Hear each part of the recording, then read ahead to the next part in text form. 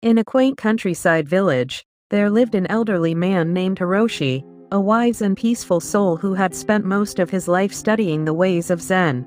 Hiroshi was known for his contentment and ability to find happiness in solitude. He often shared his wisdom with the villagers, but it was his grandson, Kaido, who was most captivated by his teachings. One sunny afternoon, Kaido approached his grandfather with a question that had been weighing on his mind. "Grandpa," Kaido asked, "how can one be truly happy when they're all alone?" Hiroshi smiled warmly, his eyes twinkling with wisdom. He patted the grassy spot beside him and motioned for Kaido to sit. "Come, my dear boy, and I shall share with you the secret to finding happiness in solitude." Kaido settled down beside his grandfather, eager to learn. Hiroshi spoke. "To be happy alone, you must first learn to be a friend to yourself. Imagine you are your own best companion. Learn to appreciate your own company and cherish the time you spend with yourself." Kaido pondered this idea. "But how, Grandpa? I often feel lonely when I'm alone."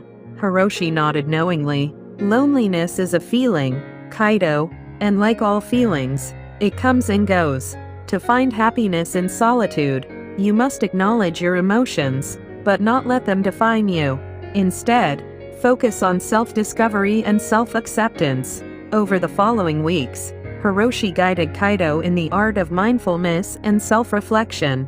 They spent time meditating by a peaceful pond, observing the natural world around them, and learning to appreciate the beauty in the stillness.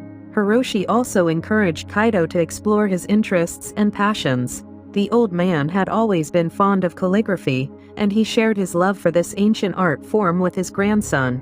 Kaido began to practice calligraphy diligently, finding a sense of purpose and satisfaction in creating beautiful characters. As days turned into months, Kaido's understanding of happiness in solitude deepened.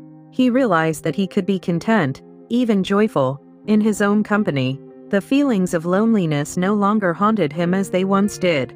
One evening, Kaido approached his grandfather, a gleam of gratitude in his eyes. "Grandpa, I've found happiness in being alone. I've learned to appreciate myself and the beauty of solitude."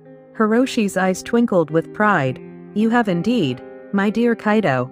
Remember, happiness is not something external, it's an inner state of being. In solitude, you have the chance to befriend your own soul and discover the depths of your own heart." As the years passed, Kaido continued to walk the path of Zen taught to him by his beloved grandfather. He found contentment, happiness, and a profound sense of peace in solitude, and he shared these lessons with others, just as his grandfather had shared them with him. Their story became a testament to the wisdom of the Zen way of life, proving that happiness could be found not only in the company of others but also in the stillness and solitude of one's own heart.